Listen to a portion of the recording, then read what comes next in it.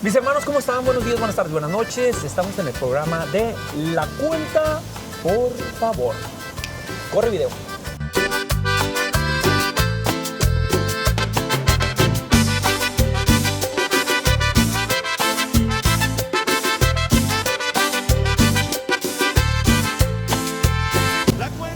Mis hermanos, buenos días, buenas tardes. Hoy estamos con el Padre Miguel de la Diócesis de Phoenix, que nos compartirá muchas cosas para que pues se queden con nosotros. Y pues Padre, le doy la bienvenida, gracias por estar en el programa de La Cuenta, por favor, y por apoyarme pues para estar y compartir varias cosas. ¿Algo que no pueda preguntar o me puedo ir como pues, cuchillo y mantequilla? Vámonos a, pues soy todo tuyo. Sí. Okay. Padre, ¿de dónde es? Explíqueme un poquito a la gente de dónde es, para que lo conozcan, los que no lo conocen, los que ya conocen aquí pues, de Phoenix, pues no, también no hay problema. ¿No? Pues muchas gracias por la invitación, Héctor. Contrario.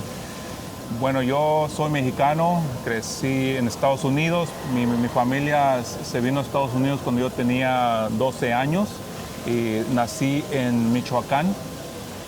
Michigan, para los que no hablan español. Exacto, Michigan. Yo soy el bebé de 7. Somos 5 hombres, 2 mujeres y pues mi familia me trajeron cuando yo tenía 12 años. Yo fui a la escuela aquí, a la primaria, terminé la primaria aquí, fui a la high school, y luego fui al colegio y luego de allí pues tomé otros senderos, otros caminos que no eran de Dios, y a los 21 años pues dejé el colegio, dejé los estudios y luego me alejé de la iglesia por algunos años, y a los 21 años fue cuando el Señor me llamó. Tuve ese encuentro personal con Jesús y desde allí, desde ese momento, el Señor me llamó al sacerdocio. Pues ahorita vamos a hablar más de eso, Padre. Sí. Yo lo conocí a usted cuando era laico todavía, si no me equivoco, era laico, estaba en la parroquia, lo conocí en la parroquia de San Mateo, ¿sería? San Mateo. Sí. En los Cris jóvenes que se hacían en la parroquia, y en la que aquí en la diócesis de Phoenix había un congreso que se llamaba Cris Joven, que reunían demasiados jóvenes y que era increíble, Padre. Y también de eso quisiera hablar un poquito más. Claro. ¿Cuántos años tiene ya de sacerdote, Padre? ¿Cuántos años se acaba de ordenar? Tengo 2 años y medio. Todavía estoy aprendiendo, cometiendo muchos errores, ¿verdad? Pero somos humanos, ¿no? Amén. Padre, yo recuerdo estar en su ordenación sacerdotal. No sé si porque me invitó o porque llegué sin querer, no me acuerdo, pero creo que sí me invitó. Creo que sí tuve la invitación de usted. Fue mucha gente, pero creo que sí. Creo que no, sí me invitó, sí me llevó la invitación. La ordenación diaconal, no me acuerdo si también hubo invitación o no, pero creo que también me la dieron. Pero bueno, y estuve en su ordenación sacerdotal, fue muy bonita, fue mi segunda vez que yo estaba en una ordenación sacerdotal. La primera fue con un padre que se llama el Padre Manuel Cueto Ramos. Fue mi primera ordenación, diaconal con él y sacerdotal. Y bueno, usted fue una celebración muy bonita, recuerdo. Que no quiero hablar, quiero enfocarme ahorita en esa parte. ¿Qué siente, Padre, cuando lo están ordenando en ese momento? ¿Qué le pasó por la mente en ese momento? ¿Se acuerda todavía? Sí, me acuerdo, cómo no. Pues más que nada siente uno mucha alegría, pero también pues nervios, ¿verdad? Y le comenté a mi director espiritual que por qué sentía tantos nervios, y me dijo que era normal y que estuviera más preocupado si no lo sintiera, ¿verdad? Como también me imagino que les pasa a los novios, ¿verdad? Cuando están preparándose para contraer el sacramento del matrimonio. Me imagino que tú también sentiste nervios, ¿no? Cada que se enoja siento los nervios, Padre, que no tiene idea. Pues sentí nervios, pero también mucha alegría y fue muy emocionante. Una de las cosas que me pidieron es, o que nos piden cuando estamos así postrados en el mármol, ¿verdad? En el piso, es pues decirle al Señor, te entrego mi vida, ¿verdad? Entonces, pues como dicen que me postré como Miguel y me levanté como sacerdote. Entonces es algo muy bonito y desde allí pues le he entregado eso desde mucho antes. le entregué mi vida al Señor y me consagré, por eso tengo este anillo. Es otra historia, no sé si... Ahorita me la cuenta sí, también. Claro, y pues tengo también, ¿verdad? Que pues estoy casado con la iglesia, ¿verdad? Entonces es el anillo del Padre Nuestro, tiene el Padre Nuestro y pues sí. Nos platica la historia del otro. Muy emotivo y estaba muy contento y creo que cuando me levanté dejé un lago de agua ahí en el mármol. ¿De lágrimas? De lágrimas, sí. Entonces... Me imagino que es muy emocionante, padre. Digo, el matrimonio también es muy bonito, digo, y siente uno también esos nervios. A mí me pasó algo parecido, pero yo no podía creerlo cuando estaba tomando la Eucaristía, porque yo siempre me miraba casado, pero no con mi esposa, con Shakira, no sé, con algo así. Pero cuando me casé con mi esposa, padre, que entendí que era el sacramento del matrimonio y que ha sido difícil y seguirá siendo difícil, batallas, dificultades. Recuerdo también que yo lloraba mucho porque no podía creer que Dios me haya perdonado tantas cosas que decía, pensaba y tanto que no deseaba pues tener esa familia que hoy le agradezco a Dios que haya abierto mis ojos y eso. Pero bueno, vamos a hablar de usted. Te voy a cambiar el micrófono porque quiero que salga bien y no quiero que ustedes se vayan a perder algo de esta entrevista. Espérenme, ¿eh? Muy bien. Ahí está. Muy bien. Como está volteando para este lado, es mejor que salga. Ahí está. Perfecto. Padre, nace en una familia católica, no católica. Espérame, otra vez. Ahí está. Sí. No, le hacía voltear, no pasa nada. Sí. ¿Nace en una familia, padre, nace en una familia católica, muy católica, media católica, o cómo sale? Porque muchas veces piensan que las vocaciones solamente salen de familias muy católicas, ¿no? Pero... Yo pienso que mi familia era media católica. Lo que siempre les comparto a las personas es que mi papá me enseñó a trabajar, ¿verdad? Así fue como nos demostraba el amor a mí y a mis hermanos, ¿verdad? Nos enseñó a trabajar y mi mamá me enseñó la fe.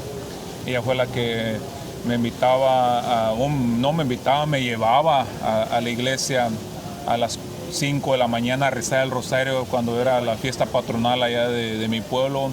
¿Qué madre le hizo eso a sus hijos, no? De llevarlos a las 5 de la mañana y todo dormido ahí. Pero todo eso fue...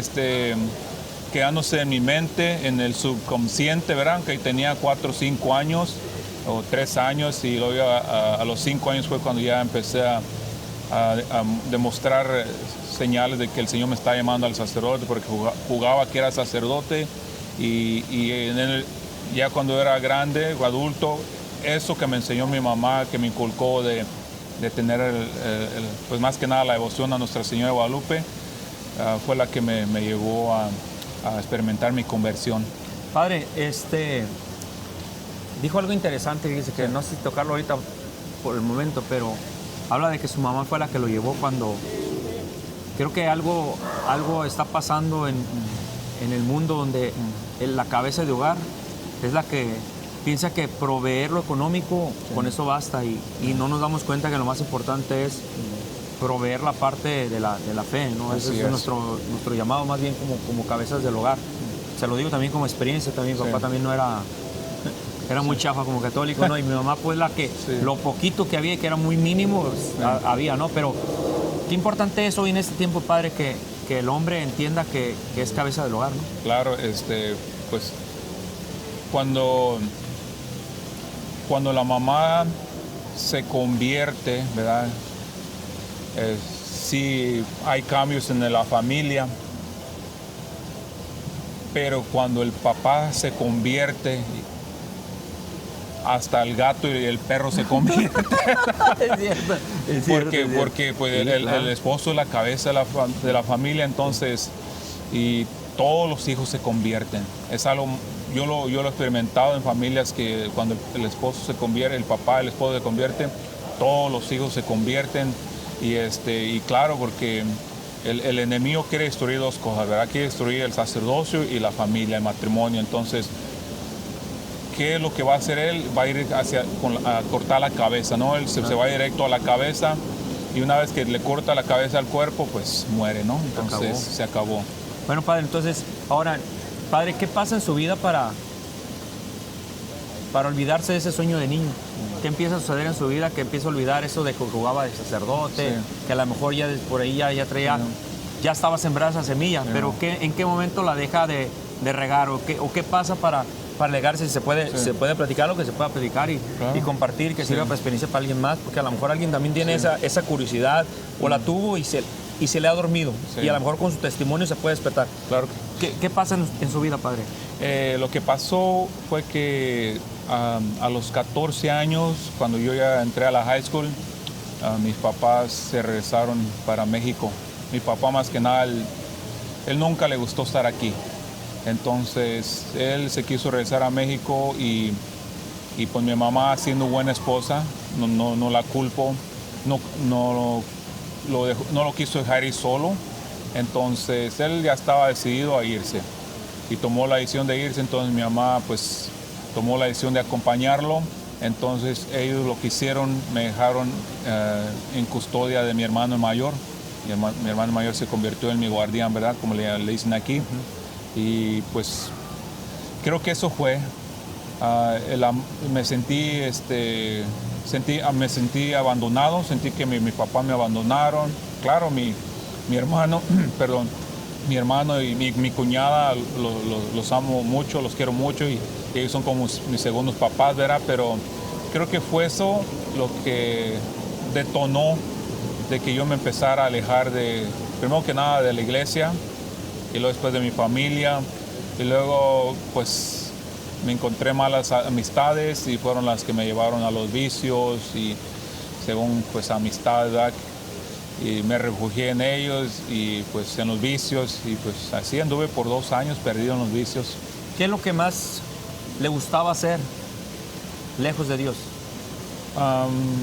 Digo, se puede. Claro, bueno, yo me refugié en los estudios. Me refugié en los estudios y a mí me encantaba la escuela. Yo si podía quedarme ahí toda la mañana, toda la tarde, 2/3 del día, yo era feliz. Me refugiaba allí y luego ya después pues andaba perdido, pero pues siempre he sido muy amiguero, como dicen, ¿verdad? Me gusta hacer amistades y las personas se sienten muy bien conmigo, ¿no? Entonces, desde ahí fue donde me empecé a dar cuenta que el Señor estaba haciendo algo en mi vida porque todas las personas me empezaban a contar sus problemas. Se viene un consejero. Y sí, miraban de mí un consejero y le dice, pues a qué buen árbol se acerca, ¿no? Yo ando igual o peor que ustedes y vienen a mí pues a pedir consejos y ahí fue donde me empecé a dar cuenta que el Señor estaba haciendo algo y sí recuerdo que un día le dije, yo todavía no experimentaba mi conversión, le dije, Señor, yo no sé qué estás haciendo, pero tienes que parar ya. Así le dije, porque yo estaba enojado con él. Sí. Padre, ¿en algún momento sintió que su vocación iba a ser también el matrimonio? Sí, ¿o no? ¿Sí? De hecho tuve varias novias. Okay. También fui bien noviero. Bueno, pero sí, se nota más la vocación, ¿no? No, entonces, y ya experimenté mi conversión a los 21 años, tuve mi encuentro personal con Jesús y inmediatamente el Señor me llamó al seminario, inmediatamente. Pero sí. no me lo quiero llevar ahí porque ahorita quiero hay algo interesante aquí, mire, padre. Porque mucha gente, he hablado con diferentes sacerdotes que he estado grabando ahorita en este programa y la mayoría han tenido sus novias. Sí. Algunos apostaban, el último que tuvo, apostaban para que no se iba a quedar ni una semana y todo el rollo. Y mucha gente no cree, o sea, no entienden cómo una persona, piensan que es ilógico y que no se puede que una persona diga, mi vocación no es el matrimonio. Sí. ¿Qué sucede, padre? Primero ¿cuál fue el punto más hondo que le hizo tocar para decirle eso a Dios? Decirle, hey, ya párale, ¿qué rollo? ¿No? O sea, ¿o le paras o qué? Sí. ¿Qué fue el punto que detonó, que dijo, que clamó a Dios de esa manera? Pues yo me quería casar y yo tenía todo planeado, ¿verdad? De que yo quería tener una familia y quería tener 2 hijas. Yo ya tenía todo bien estructurado, pero bien dicen que si quieres hacer reír al Señor, cuéntale tus planes, ¿no? Entonces, y y sí tuve mi novia a los 25, pues mi exnovia, mi última novia a los 25 años. Y la conocí en San Mateo, en el grupo de jóvenes adultos. Y yo estaba convencido que ella era la mujer que el Señor quería para que fuera mi esposa, la madre de mis hijos. Yo estaba completamente convencido. Y sí, fuimos novios por 10 meses, pero esos 10 meses fueron los más difíciles de mi vida porque el amor es una decisión, ¿verdad? Claro. No son esas maripositas que sienten en el estómago. Eso es normal, sí, eso es emoción. A veces es algo que te cayó mal la noche anterior. Yo lo siento. Al principio tenía maripositas, siento murciélagos. Que mi esposa pero no me vamos a matar mi esposa, pero bueno. Pues dicen que esas maripositas luego se van. Se van. Sí, científicamente no. Exacto. Sí. Entonces el amor es una decisión, entonces yo ya lo entendía. ¿Verdad? Yo ya llevaba 4 años pues, creciendo en la fe, yo ya sabía lo que era el amor y yo sabía que el amor era una decisión. Entonces esos 10 meses de mi noviazgo fue una batalla interior en el corazón que yo quería enamorarme de ella. ¿Ya? Pues teníamos todo en común, pero lo más importante es que ella amaba a Dios y creo que viéndolo bien, ella amaba más a Dios que yo lo amaba. Entonces, pues el Señor usa, ¿verdad?, las personas, o Él se vale todo, ¿no? Entonces, 10 meses estuvimos. El Señor me decía, termina con ella, vete al seminario, hazme caso, Miguel. Y yo le decía, no, Señor, déjame en paz, yo te quiero, pero déjame hacer mi vida. Y así hasta que Él ganó. Entonces... ¿Qué es lo que pasa, padre, que dice, no hay escapatoria? Pues es que... Es que el Señor me iba demostrando y al final me dio 3 señales y la segunda señal así bien clara fue en un evento de Chris Hoven ahí en el Grand Canyon University Arena en el GCU. El predicador que estaba allí al final de la conferencia que dio, que era el último conferencista, dijo, quiero hacer la invitación a todos los jóvenes que están sintiendo el llamado, ya sea a la vida religiosa o al sacerdocio, que se levanten y que caminen hacia el stage. Sí. Y yo recuerdo que estaba al lado de mi novia y pues, estábamos agarrados de la mano, luego había mis amigos y tenía amigos por donde quiera que todos me conocían. Hasta yo te conocía. Sí, si piensas que andabas ahí, a lo mejor no. Ahí estaban yo me tocó servir en ese congreso. Ahí estaban tus hijos, sí. Entonces, en ese momento, en cuanto dijo eso el predicador, empecé a sentir un fuego que me empezó en los pies. Esa fue la primera vez que sentí el fuego del Espíritu Santo. Entonces, cuando empecé a sentir aquello, cerré los ojos y más apreté la mano de mi exnovia y le dije al Señor, Señor, no me hagas esto aquí, por favor. No me hagas esto. Y entre más iba subiendo y de repente ya no supe de mí. Me levanté, la solté de la mano y empecé a caminar hacia donde estaba el predicador. Y yo sentía la mirada de todos mis amigos o hasta podía escuchar, ¿qué está haciendo Miguel? ¿Está loco o qué? Entonces, esa fue la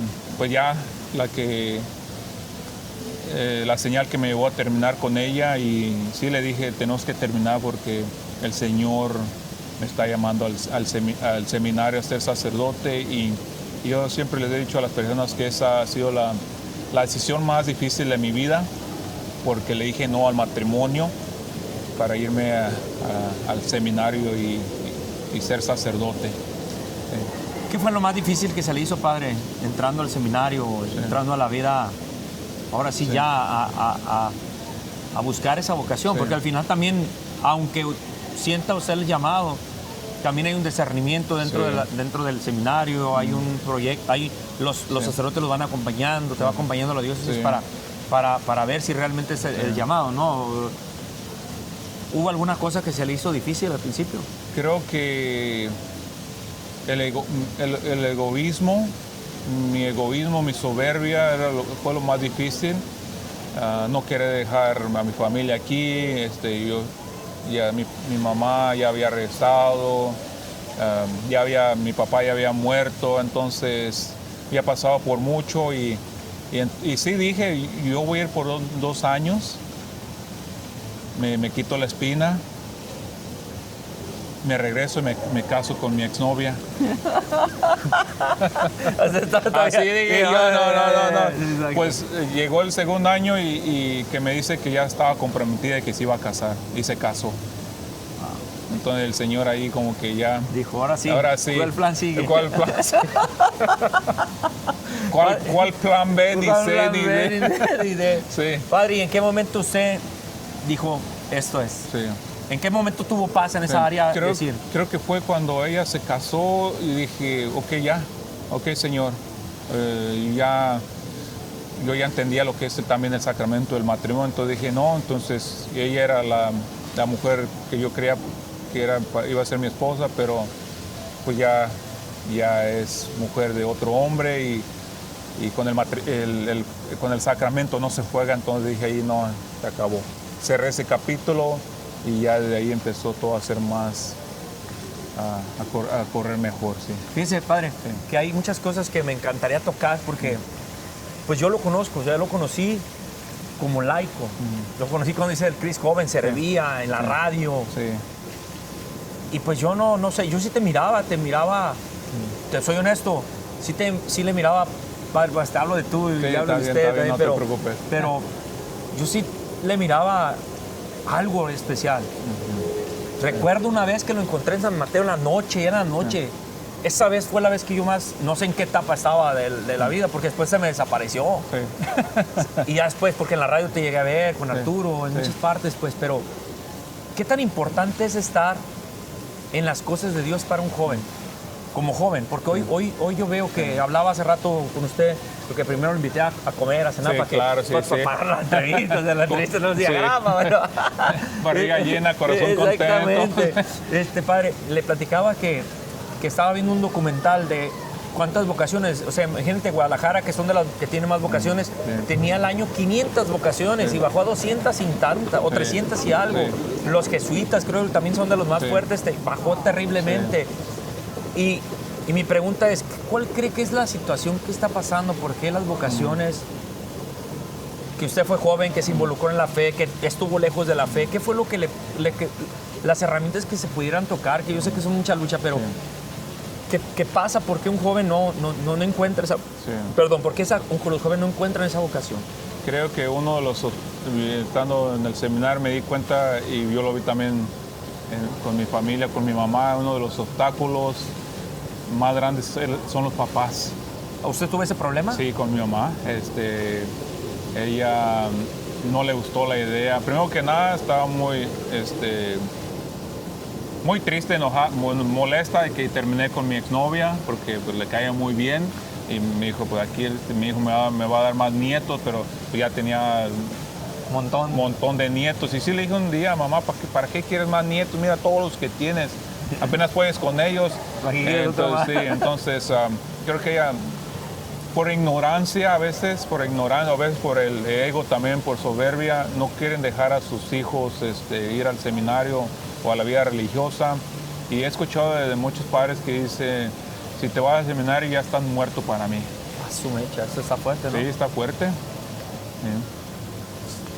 Bueno, yo como papá sí le puedo decir que sí es algo duro cuando tu hijo, en el caso de mi hija, que se fue nomás a vivir la experiencia, sí pega, padre. Sí pega y sí te das cuenta que estás lejos de poder entenderlo, ¿no? Pero sé que hay gente que yo nunca renegué con Dios ni nada, solamente se sentía feo, pero porque te imaginas mil cosas, más en una mujer, ¿no? Te imaginas mil cosas, pero es difícil.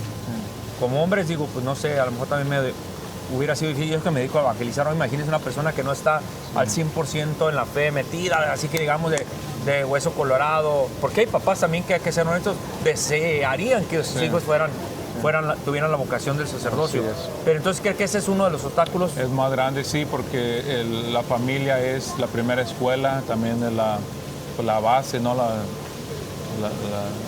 Donde se planta la semilla de la fe, los papás plantan la semilla y ayudan a que vaya creciendo los hijos, pero si no hay eso, entonces por eso se van acabando las vocaciones. Bueno, el Señor no deja de llamar, Él siempre está llamando. El problema es que y los hijos, pues los jóvenes ya no escuchan la voz del Señor. ¿Y cuál fue la clave, padre, que a su mamá le cambió el chip en esa parte? ¿Hubo alguna situación difícil en algún momento donde...?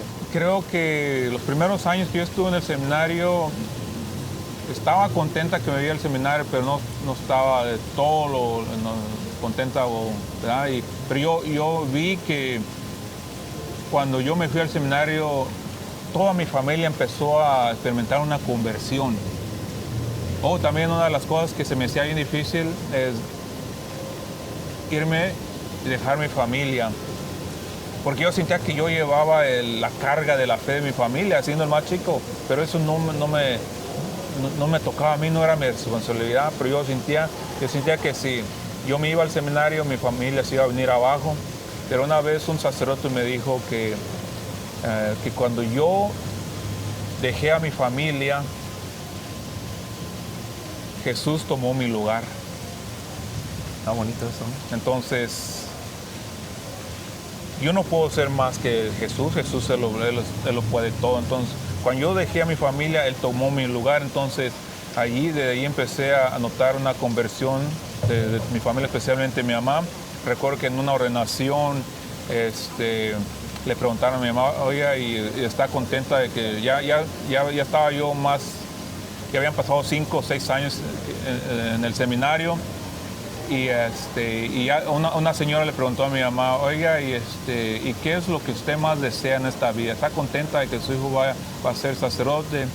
Y luego me dice mi mamá, lo único que ahorita le pido a mi Señor, a mi Dios, es que me dé vida para ver a mi hijo sacerdote.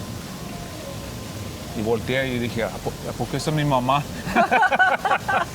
Sí, entonces ahí fue donde ya me di cuenta que ella ya había entendido, sí, o que ya había aceptado la voluntad de Dios y ya. Padre, ¿y qué fue lo que más le gustó en el seminario? Una vez mi obispo Olmsted, el eméritos, fue a visitarme al seminario. Bueno, nos fue a visitar y yo estaba viviendo un año especial que le llaman el año de espiritualidad, que tomas un break, un descanso de los estudios, y ese año es como el noviciado que toman muchos religiosos, ¿verdad? Que se enfocan nada más en lo espiritual y en la humanidad, ¿verdad? Entonces ese año me ayudó mucho, y el obispo Olmsted, Thomas Olmsted, me preguntó, ¿qué es tu parte favorita del seminario? Y yo le dije, son 2 cosas. Una es la oración, la otra es dormir. No, me miró así, bueno. Lo bueno es que dije primero la oración y después dormir. No, la oración, claro, estar ahí pasé muchas horas en frente del Santísimo, del Sagrario, haciéndome la pregunta todo el tiempo, Señor, ¿de veras me está llamando al sacerdocio? Y así, hasta que pues llegué. ¿Cuántos años estuvo Bueno, yo digo que estuve 10 años en la formación, pero en sí tuve 9 años en el seminario, porque cuando apliqué en el 2013, el proceso iba todo muy bien, luego tuve mi evaluación psicológica. Entonces me pidieron que me esperaba otro año porque había unas cosas que tenía que arreglar en mí, trabajar en mi persona, y de hecho me mandaron con un consejero ahí en Reina de la Paz, con diácono, mejor lo conoce, el Wisbo. Sí, buenísimo. Sí, lo conozco. Sí, yo lo estimo mucho. Diácono Wisbo. Sí, ha ayudado a muchas personas, también en matrimonio, entonces él me ayudó mucho, y ese año, aunque yo estaba pues triste porque no me habían mandado, porque yo ya estaba listo, me ayudó mucho a crecer, y ahí fue cuando empecé a trabajar en la radio, ahí cuando nos conocimos. Sí.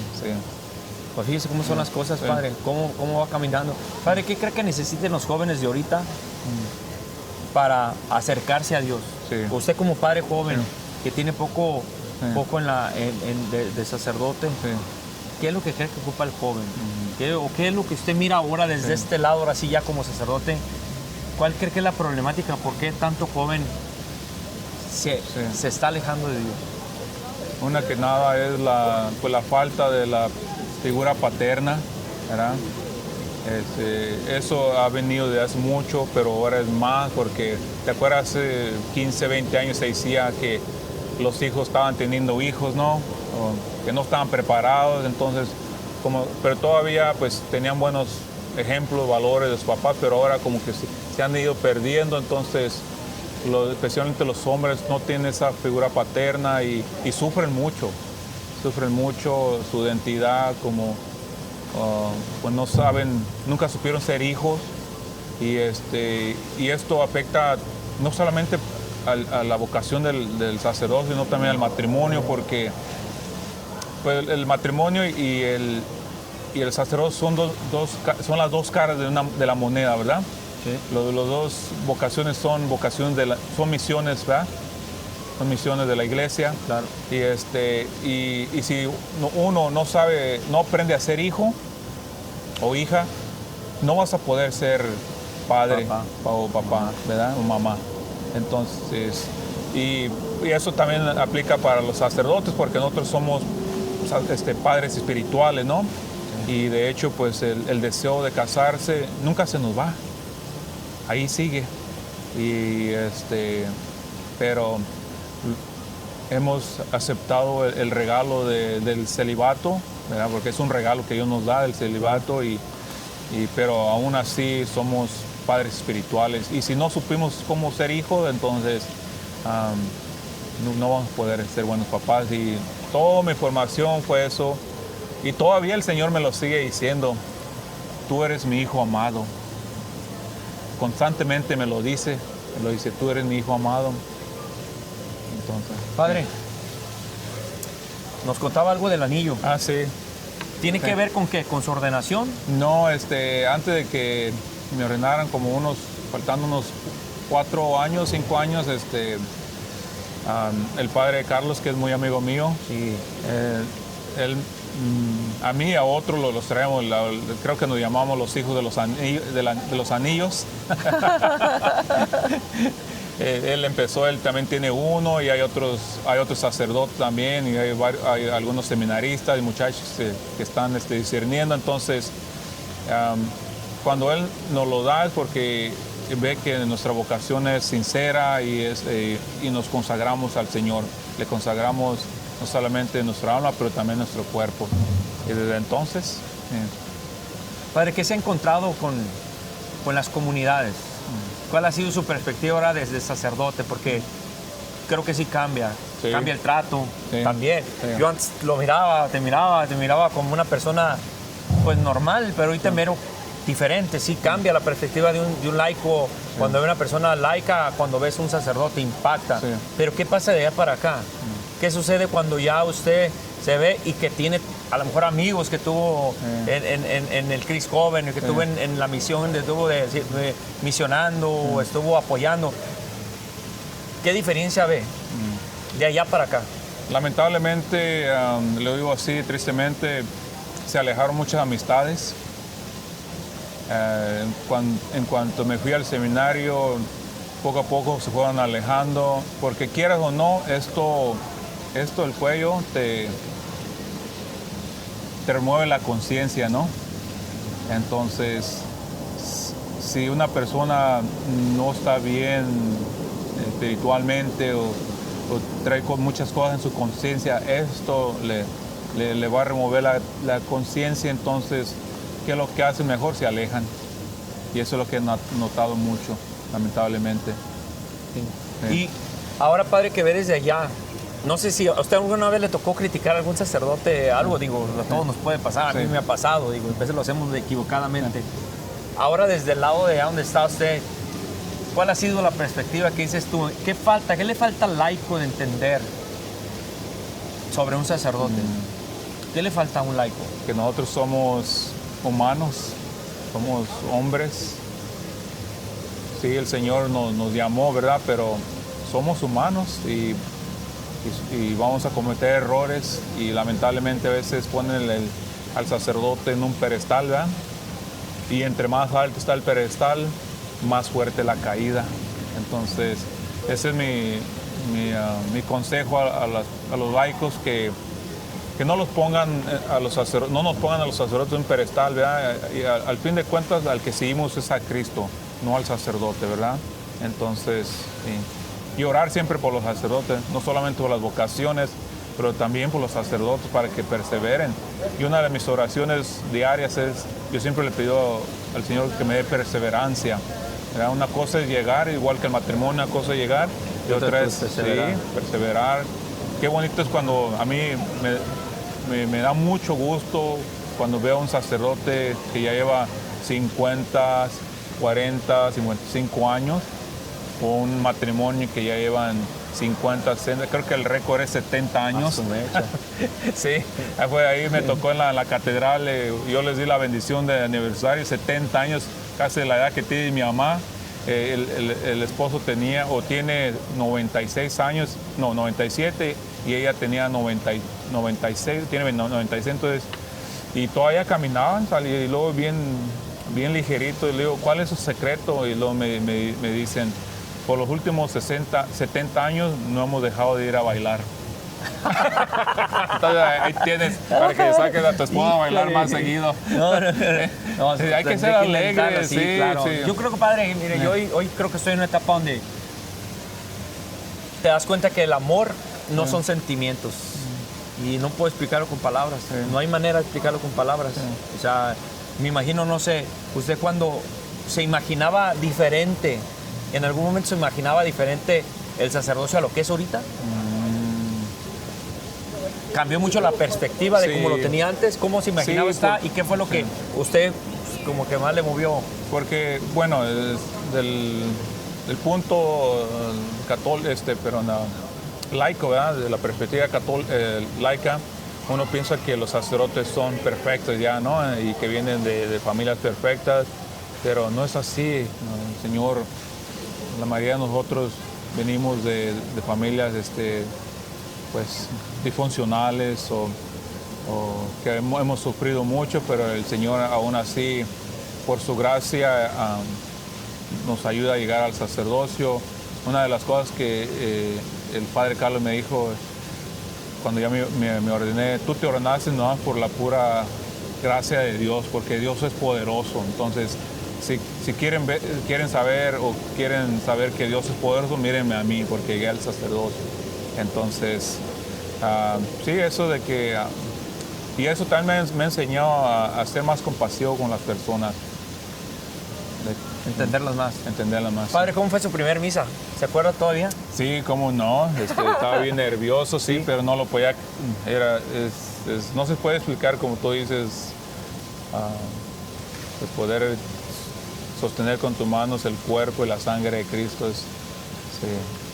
¿Por qué que la gente se ha olvidado de qué importante es este sacramento, Padre? Que es lo más grande que tenemos en la iglesia. Claro. Eso no lo tiene ninguna religión, ninguna fe, ni nada. Eso lo tiene exclusivamente la Iglesia Católica. ¿Por qué? Porque creo que es la Iglesia de Cristo. Pero ¿por qué cree tanta gente en veces? ¿Ustedes ven eso? ¿Sí ven cuando la gente se queda sentada? ¿O se hacen de los que no ven? ¿Sí ven? Sí, de ahí se ve todo. ¿Y qué siente, Padre? ¿Qué siente hasta cuando viene a recibir la comunión, la manera que lo hacen, me rompe el corazón. Porque si de veras entendiéramos lo maravilloso que es tener a Cristo en la Eucaristía, nos vendríamos de rodillas a recibir la comunión. Sí, entonces, sí. Fíjese que nos pasó algo fuerte creo que fue en Roma. Sí, fue en Roma. Me quedé en la misa en el... No, mentiras, fue en Inglaterra. La única misa la iglesia que había católica, pues fuimos a vivir la misa. Es que ya no recuerdo si fue en Italia o fue en Inglaterra, pero recuerdo que se forma una familia. Primero se forma una señora es lo de la Eucaristía. Se forma una señora con su hija, le da la Eucaristía y la hija estaba muy chiquita y se la sacó. Entonces iba pasando y la señora habla español y dije, hey, que se la coma. Pero yo estaba mero enfrente. En otra se forma una familia y el papá, era el papá, la papá, la mamá y 2 hijas, una más chica que la otra, vean, jóvenes. Y una comulga el Señor, pero la otra se la sacó y se la hizo que se la comiera, pero la otra no, la otra la agarró, le hizo comer y le llevaba en la mano y se salieron en friega. Para que vean lo fácil que es llevarse una hostia. Claro. Y cómo puede ser posible que la gente, nosotros que estamos ahí, no creemos en eso cuando hay otra gente que sabrá Dios para qué. No pudimos hacer nada. Yo intenté también hacer algo, pero salieron, pero en friega. Se fueron con una nomás, porque le decía, ¿qué pasó? Y la otra, no me lo comí. Y la otra sí la traía, entonces la enseña. Y yo quise ir junto con otra señora y se salen, pero en friega y se nos van por una salida rápido. Sí. No fue en el Vaticano, fue en una iglesia, sí. No recuerdo cuál, si fue en Inglaterra, se me hace que fue la misa. Padre, ¿qué siente usted cuando usted ve que esa gente no se para a comulgar? Porque ustedes ven desde arriba. Sí. Pueden ser miles de circunstancias, pero como sacerdotes, ¿qué siente un sacerdote cuando ve que la gente no comulga? Porque a veces donde es más o es menos, no sé. Claro. Bueno, pues como padre espiritual y uno va conociendo la comunidad, ¿verdad? Pues uno llega a amar a la comunidad y pues sí, nos duele. Y una vez escuché una reflexión que dice, ya ve, muchos laicos dicen que no pueden recibir la comunión por X razón, ¿verdad? Pero este sacerdote dijo que no reciben la Eucaristía no porque no pueden, sino que porque no quieren, ¿verdad? Si de veras quisiéramos recibir la Eucaristía, la comunión, dejaríamos cualquier pecado que nos está estorbando para poder recibir la comunión, pero no quieren, es una decisión, ¿verdad? Y no lo hacen, y eso nos rompe el corazón. Yo como evangelizador, padre, veo muchas cosas. Ustedes como sacerdotes ven todavía más. Yo veo mucha frialdad en la gente. Es bien difícil convencerlos para que vayan a vivir un retiro. Yo a veces digo, hablábamos hace rato de los eventos de parejas. No puedo creer que en una ciudad tan grande como Arizona no puedes juntar 100 matrimonios que quieran buscar un crecimiento en su vida. ¿Por qué cree que hay esa frialdad de la gente, padre? Creo que hay mucha indiferencia. Sí, y eso, y uno piensa que el odio es el peor enemigo de la caridad, del amor, pero no, es la indiferencia. La gente ya es indiferente, ya ha dejado de... Por lo menos antes decía, no, pues sí voy a misa, ¿verdad? Pero ahora ya, como decimos, les vale, ¿no? Les vale vivir esa misa. Y como sacerdote, padre, ¿qué quisiera hacer? ¿Qué quisiera o qué intenta hacer para despertar esa parte? Porque muchas cosas pues, también están en ustedes, pues, que pueden ayudar. ¿Qué es lo que cree usted que propone para que esa indiferencia vaya disminuyendo un poquito más dentro de la iglesia? Claro, siempre en mis homilías yo siempre trato de promover el amor a la Eucaristía. A reconocer que somos pecadores, todos somos pecadores. Por eso el Señor nos dio los sacramentos, especialmente la confesión y la Eucaristía, ¿verdad? Pero estos 2 sacramentos no se pueden separar, ¿verdad? Entonces siempre tienen que ir de la mano. Y eso es lo que siempre trato de hacerles entender, que Jesús está presente y que los está esperando con los brazos abiertos. Y también yo y el párroco ahí en la catedral estamos planeando en empezar un grupo de jóvenes adultos, porque no hay, y yo veo la necesidad de los jóvenes. Y creo que los jóvenes ya, gracias a Dios, me he dado cuenta que están despertando, como que ya se dieron cuenta que esto que les han estado vendiendo los últimos 20, 25 años no funciona. Entonces ya están regresando a la iglesia, y de hecho también me he dado cuenta que los hijos están regresando, están trayendo a los padres de regreso a la iglesia. Sí. También eso está pasando, sí, padre. El Señor de todo se vale. Padre, ¿qué es lo que más sueña hacer o qué es lo que más le pide a Dios dentro de su vocación?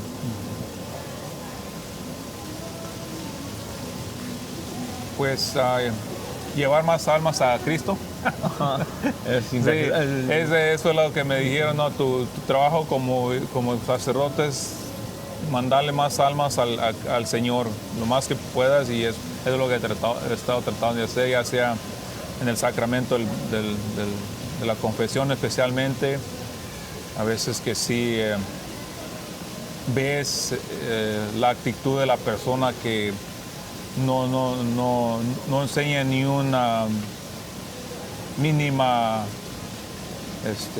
¿cómo dice? ¿Cómo dice? Remordimiento. Y a veces quiero ser bien duro, pero después digo, si los lastimo más, ya no van a volver. Entonces siempre trato de ser ese padre misericordioso, ¿verdad? Que estuvo ahí esperando por el hijo pródigo por años, ¿no? Entonces, desde ahí empieza todo. Padre, ¿cuál es su santo favorito y por qué? Buena pregunta. Tú sabes que nosotros, especialmente a los mexicanos, nos confirmaron cuando éramos niños, ¿no? Infantes. O sea, yo no me acuerdo. Yo no sé que me confirmaron porque tengo mi boleto, el certificado, ¿verdad? Y la foto ahí, ¿no? Con mi padrino y mis papás. Pero ya ves que ahora aquí en Estados Unidos, y creo que ya también en México, ya lo hacen ya cuando tienen el uso de razón, que le dicen, ¿no? Que ya después de los 7 años, ¿verdad? Uh-huh. Y ya se les pide que escojan un santo patrono, ¿no? Es parte del rito, ¿no? Ajá. Y pues yo decía, pues yo no tengo uno. A mí me confirmaron. Y de hecho eso es lo que voy a predicar este domingo que viene. No sé cuándo vaya a salir este video. Porque sí. Yo creo que va a salir esta semana. Sí. Pues, depende de las manos. Ok. Entonces, yo empiezo desde el martes a meditar qué es lo que voy a predicar. Y esto es lo que vino de que a veces no sabemos porque nos confirmaron cuando éramos infantes, ¿verdad? Bebés. Infante quiere decir que no sabe hablar el bebé, ¿verdad? Entonces, por eso les llaman infantes. No sabemos quién es nuestro santo patrono, o como dicen muchos, de nuestra devoción, ¿no? Entonces, ya cuando empecé el proceso de conversión, fui a un retiro de hombres, un congreso de hombres, y alguien ya me había comentado que por qué no leía la vida de los santos, ¿verdad? Yo dije, pues, ¿qué es eso? Pues sí, hay la vida de los santos, ¿verdad? Hay muchos libros claro. Y entonces fui a la mesa, ¿verdad? Uno de los descansos en el Congreso de Hombres. Fui a las mesas, ya que ahí tenían todos los artículos religiosos, y lo tenían los libros. Y tenían muchos libros de la vida de los santos, ¿verdad? Entonces me puse así al azar, ¿no? Que de Tin Marín, de Dopingüe, Cocaro. Entonces dije, ¿cuál escogeré? Y escuché una voz que me dijo, Y volteo, y era la vida de San Juan Vianney, el cura de Ars. ¿Qué es lo que más le llamó la atención de él? Pues hay dos versiones, hay el pequeñito y hay el grandote. En el seminario después leí la biografía grandota de este abuelo. Lo leí, me lo acabé, así como si fuera, pues, no sé. Y cuando terminé ese librito, dije, yo quiero ser como él. ¿Nos pudiera platicar un poquito para la gente que a lo mejor no conoce? Él es el santo patrono de los curas, de los sacerdotes. Pues, Él también es el patrono de los confesores, porque duraba, igual que el Padre Pío, duraba 17 horas en el confesionario, y no son como los confesionarios de hoy que tienen su sillita y todo. Incómodos. No, eran de madera. Imagina estar ahí por 17 horas. Yo confieso más de 3 horas y me empieza a doler la espalda. Listo, pararme un break. Entonces, y su vida de oración, su vida de austeridad, le decían el padre el que come papas, pero era todo lo que comía, papas cocidas, y a veces están hasta podridas, y así las comía. Era todo lo que comía. Es mi sueño ir a visitarlo. Él está incorrupto, su cuerpo ahí en el sur de Francia. en Ars, en el pueblito de Ars. Y él sí vivía una vida de austeridad auténtica, no como otros por ahí, sin entrar en tantos detalles. Ajá. Pero la iglesia la tenía hermosísima. Él decía, para Dios, todo. Le venían, le daban cosas, una cama nueva, yo no quiero nada. Todo era para la iglesia. Y sí, la iglesia hizo todo era para Dios. Entonces, yo quiero ser como él. ¿Sabe, padre, que yo dije que a Francia no regresaba más? La última vez que fui le dije a mi esposa, yo a Francia no vuelvo a ir, no tengo nada que ir. Y ahora me toca tener que ir. Vamos a tener que ir. Para conocer y ver. Digo, te llevas una sorpresa increíble, padre. ¿Qué le diría a una persona, padre, que para ir aterrizando, primero a esos papás que no entienden qué es una vocación el sacerdocio y que a lo mejor con su actitud han impedido que tenga la iglesia un sacerdocio? Hoy que le estaba hablando también de las vocaciones, ¿no? Dice, precisamente venía viendo el documental que era, dije, de ahí me voy a enfocar también, el que fue, está joven, que se provocar más vocaciones o esto, y quería hablar de ahí, mire cómo va saliendo sin querer, no sin querer, diosísimamente, o como se quiera llamar, pero que va cayendo las cosas como son. ¿Qué le diría un papá, una mamá que no entienden, padre, que no entienden, que piensan que esto de ser sacerdote es el peor error, porque así lo ven muchos, el peor error de un ser humano? Todos lo ven como si fuera una profesión más, como ser electricista, abogado, policía, doctor, troquero, trailero, sí. No, esto no es una profesión, esto es una vocación, y una vocación es un llamado. Eso es lo que es la vocación, llamado. Algunos estamos llamados al matrimonio, la mayoría. Necesitamos más matrimonios santos, porque ¿de dónde crees que van a venir los hijos? ¿De dónde crees que van a venir las vocaciones? No caemos del cielo, no venimos de Marte, no tengo unas antenitas, ni soy verde, ¿verdad? A veces me hacen poner verde, ¿verdad? La vocación al sacerdocio, claro, a la vida religiosa, a los monjes, también a la vida de la soltería. También es una vocación, llamado, y es un llamado especial, y el Señor nos llama. Yo me di cuenta que el Señor desde que fuimos engendrados en el vientre de nuestras madres, Él ya nos, como dice Jeremías, a mí me encanta esa cita bíblica, dice, antes de formarte en el vientre de tu madre, yo ya te había consagrado. Entonces, Él desde antes, que siempre les digo a los jóvenes, especialmente cuando celebro quinceañeras, antes de que Dios creara el universo, los planetas, la tierra, Él ya nos tenía en la mente, y Él ya nos tenía nuestra vocación. Y lamentablemente muchos muchachos son llamados al sacerdocio, pero ya sea por los papás o por decisión propia, se casan, pero en su corazón ellos saben que podrían haber sido sacerdotes, y sí, llegan a tener hijos, pero... ¿Qué le recomendaría a una mamá que está pasando una situación de esas, que no entiende? Pues, aparte de que se entienda que es una vocación, ¿qué consejo le daría? Que buscara qué, quisiera qué. Lo más importante es, si usted tanto ama a su hijo o a su hija, le debería de importar la felicidad. Y es lo que nos dicen a nosotros en el seminario: ¿estás feliz? ¿Estás feliz aquí? Y si dices que no, pues te sales. Pero yo soy feliz, yo amo mi vocación, y papás, si ustedes quieren ver a sus hijos, a sus hijas felices, apóyenlos en la vocación que el Señor les está llamando. También hay papás, especialmente mamás, que quieren a fuerzas tener un hijo sacerdote. Y que también no está mal. No, eso es lo primero que nos preguntan en el seminario.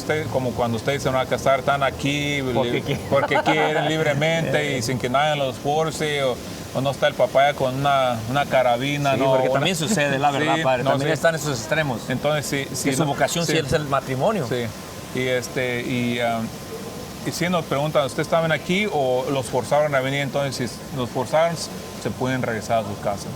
Entonces, Ven para que entiendan, Sí. papás. Amigo, porque hay unos que son bien cabezones. Sí, entonces sí, pero sí, si quieren ver a sus hijos felices, apóyenlos en la vocación que el Señor los está llamando. Y pues mi mamá quería tener más nietos, ahora tiene miles de nietos. Oiga, padre, antes Sí. usted era el más chiqueado, Sí, ¿o no era el más chiqueado? Sí, todo el tiempo. Y Entonces, ahorita como sacerdote es más todavía. Sí, padre esto, ¿cuál es su comida favorita? ¿Qué le traemos? ¿Sus hermanos se sienten raros? De ¿Le han primero, compartido algo así? de primero, no me lo han dicho, pero el primero sí, como que fue no para ellos, pero como que están muy orgullosos y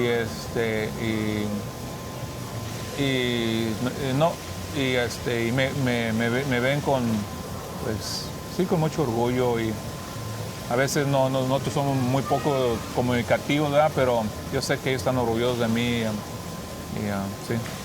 Padre, si le pudieran un día poner un nombre de un santo, cuando muriera, sería el santo ¿devoto de qué? ¿De cómo le gustaría que le llamaran? San Miguel, el ¿de qué? ¿De qué sería? Sí, pues de hecho, antes de que yo entrara al seminario me decían el tío, no sé si te acuerdas. Oh, sí cierto, sí cierto, sí cierto. Entonces, cuando mis amigos ya les dije que me iba al seminario, entonces me dijeron, ahora te vamos a decir el padre tío. El tío. Y así es como me siento. Yo me siento como el tío bueno que todos quieren, ¿no? Que, sí. Del consejo. Aunque no tengo mis hijos, pero los hijos de otras personas son también mis hijos y también pues tengo la oportunidad de amarlos, aunque no sean míos, pero ¿me entiendes? Sí, de acompañarlos. De en el acompañarlos, momento, como sí. un padre. Como un buen tío también, sí. Padre, ahora qué le diría a este programa, le puse la cuenta, por favor, que todos vamos a dar cuentas de nuestras vidas. Sí. Primero, su cuenta, padre, si hoy Dios lo llamara, ¿cómo estuvieran sus cuentas? ¿Estuvieran en números verdes, números amarillos, números rojos, o half and half, o cómo lo vería? Yo pienso que, para ser honestos, en amarillos. Amarillos. Sí. Amarillos. Tampoco no voy a ponerme. Padre, ¿qué le diría a esa gente que no le importa? Que no le importa Sí. el que un día Dios le va a pedir las cuentas. Claro, Dios es un Dios misericordioso y amoroso, pero también es un Dios justo. Y Él nos va a pedir cuentas, ¿verdad? Al fin de cuentas, dice San Juan de la Cruz, que cuando tengamos ese encuentro con el Señor al final de nuestro tiempo, ¿verdad? Porque se nos va a ir a acabar en el mundo a nosotros, ¿verdad? Él no nos va a preguntar, o no va a sacar así como dice, no, que va a sacar el libro de la vida y te va a preguntar, a ver, te va a decir, mira, estos son todos pecados, 4 millones, no, o todas las cosas que has hecho bien. Al fin de cuentas, Él te va a preguntar cuánto has amado. Eso es lo que más importa. Acuérdate que nos invita a amarlo a Él y amar al prójimo como Él nos ha amado. Y eso es todo. Cuando nosotros entendemos eso, todo cae por añadidura. Padre, quisiera agregar a las personas que lo están mirando por medio de este programa mundialmente conocido. No, pues le di muchas vueltas al asunto, ¿verdad? Te di muchas largas y dije, no, ya tengo que contactarme con Héctor. No, sí, gracias. Porque no creas, yo todavía me pongo nervioso. Sí.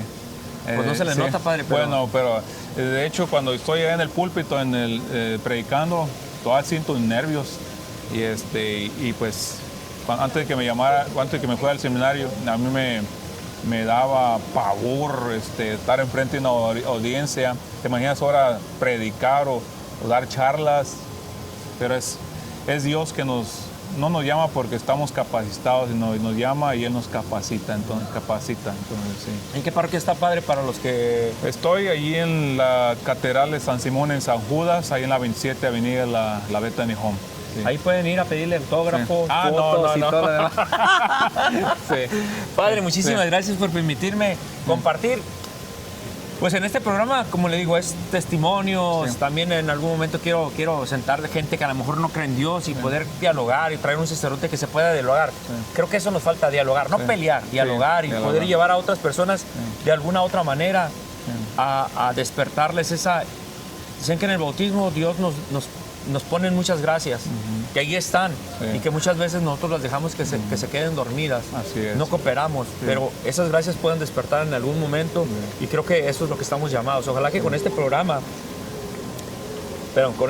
que sea una por allí, gracia de alguna persona se despierte, Padre. Amén. Y que podamos acercar con este programa a que más personas, poquito a poquito, también se animen a buscar a Dios, se animen a entregarse a Dios. Y sobre todo, no por miedo acercarte a Dios, por mis cuentas, no. Saber que tienes cuentas, pero qué bonito que por amor te quieras acercar a Dios para dar las mejores cuentas que se puedan dar a Dios. Padre, muchas gracias por compartir. Gracias a ti. Le agradezco por estar conmigo. Y pues mis hermanos, recuerden que pues este es uno más de los programas de La Cuenta, por favor. Síganlo, denle like, compártanlo y lo que ustedes quieran. Y si conocen un chavo que por ahí tiene el llamado al sacerdocio, compartan este video.